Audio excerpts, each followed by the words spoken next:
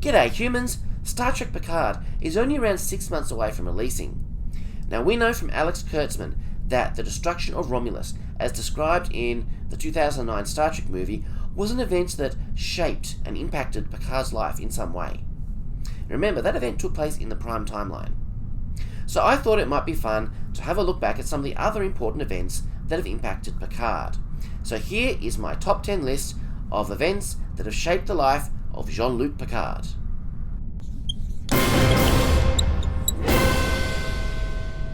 Number 1. Meeting Boothby. While studying at Starfleet Academy, Picard made a mistake, one that nearly ended his career. He almost didn't graduate.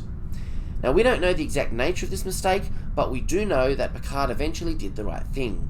He attributes this change of heart to the groundskeeper at the Academy, a man named Boothby. This unassuming gardener was something of an unofficial counsellor to the cadets. In Boothby's own words, he just had to make sure that Picard listened to himself. Over 40 years later, Picard still felt a debt of gratitude for the wisdom that turned his life around. The important thing is what you did with your life afterwards, Boothby says. It seems like you did okay, and that's thanks enough for me. Number 2. Artificial heart. In 2327, a newly graduated Starfleet officer, Ensign Picard, got into a bar fight with a bunch of Nausicaans. During the fight, one of them stabbed him from behind. The blade went right through his heart. Fortunately, 24th century medicine came to the rescue, and he was fitted with an artificial heart. Now, this event not only had a profound impact on the physical health of Picard, it also shaped him as a person. Realizing how fragile life could be, he became more willing to take risks to make a difference. Number 3. Loss of the USS Stargazer. Jean-Luc Picard commanded the USS Stargazer for 22 years. In some ways, this ship meant more to him than even the Enterprise, because this was the first ship that was truly his. In 2355, the Stargazer was involved in a battle with an alien ship. We learned later that this was a Ferengi vessel. Picard destroyed the enemy by inventing the Picard maneuver, but he and his crew were forced to abandon ship. This led to a court-martial, but Picard was exonerated of all charges. Number 4. First meeting with the Borg. During an encounter with the omnipotent alien Q, Picard and the Enterprise are thrust into the Delta Quadrant, where they encounter a brand new race, calling themselves the Borg. In Q's own words, "You judge yourself against the pitiful adversaries you've encountered so far. The Romulans, the Klingons, they're nothing compared to what's waiting. Picard, you are about to move into areas of the galaxy containing wonders more incredible than you can possibly imagine, and terrors to freeze your soul." He was right, of course, not only with the Borg in Starfleet's future, but also the Bajoran wormhole, which would unlock the key to discovering endless new wonders, as well as introducing a great new threat, the Dominion. This first encounter with the Borg was eye-opening for Picard. He came to realize that for all its advancement, the Federation wasn't the most powerful force in the galaxy. Far from it. Number 5. Assimilation by the Borg. This is the big one. In 2366, the Borg assimilated Picard into their collective.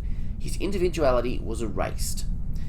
Despite being rescued by the Enterprise crew a short time later, and having his humanity restored, this event caused the kind of emotional scars that stay with a person for the rest of their lives.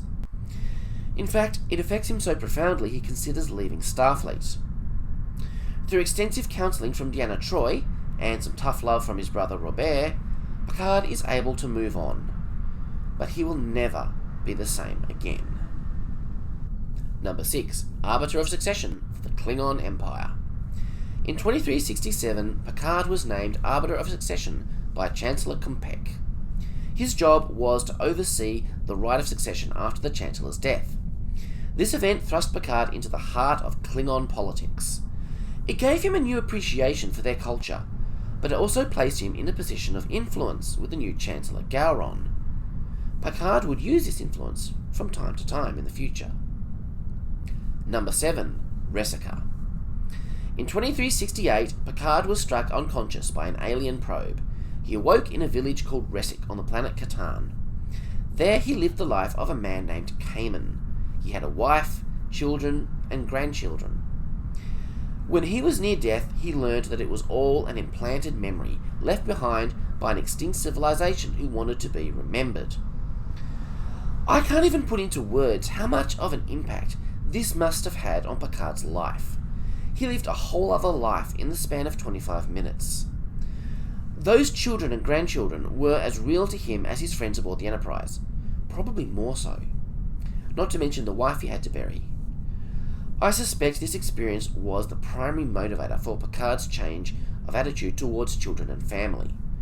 Certainly being around families on the Enterprise softened him somewhat, but after this, he longed for family, so much that when he ends up in the Nexus, his greatest fantasy, his most heartfelt desire, is to have a wife and kids. Number 8. Vision of the future. In 2370, Picard experienced a series of time jumps into the future and the past, due to the influence of Q. During this time, Picard sees a vision of a possible future where he is married and then divorced Beverly Crusher, and he is retired alone to his vineyard. The crew of the Enterprise have all drifted apart. Interestingly, this is pretty close to the time when the new series will be set. In this future, Picard has a condition called Irremotic Syndrome, which causes a form of dementia. Now, I can't help but wonder whether this Irremotic Syndrome is going to be mentioned at all in the new series. Will he have it? Will he be living in fear that he might soon develop it? Or will it be ignored? Now, this was a possible future, so any of these options are perfectly acceptable in terms of canon.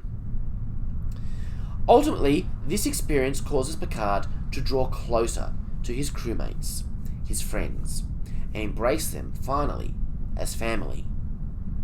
Number 9. The death of Robert and Rene. In 2371, Picard receives the heartbreaking news that his brother Robert and his nephew Rene have burned to death in a fire. His brother, who he was just starting to build a better relationship with, and his nephew, who was probably the closest thing he'd ever have to a child of his own. The nephew that he referred to as Uncle as a bit of a joke. If the pain of these individual losses wasn't enough, this brings the truth of his mortality to Picard. His family history has always been important to him, but that family ends with him. There will be no more Picards, and this absolutely breaks him. Number 10. Meeting James T. Kirk. While still reeling from the pain of his loss, Picard finds himself in another dimension known as the Nexus. There he meets the legendary James T. Kirk, captain of a previous Starship Enterprise. Together, they save a planet from a madman named Soren. Now, Kirk has his own issues that he's dealing with, and Picard helps him sort those out.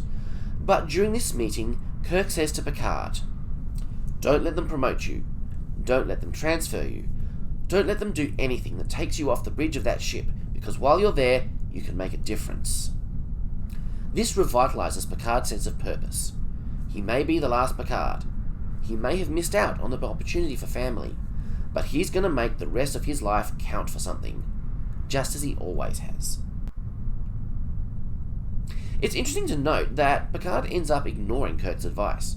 We know from the trailer for the new series that Picard did at some point accept a promotion to Admiral, and that after that he voluntarily left Starfleet. So it'll be really interesting to see how this plays out. So those are my picks for the top 10 events that have really shaped the life of Jean-Luc Picard. There are certainly others that I could have chosen. What events would you have chosen that I didn't? Let me know in the comments. Don't forget to subscribe and click the bell so you'll see all my videos. I plan to do more Picard stuff as we count down to the new series. Catch you later. Live long and prosper.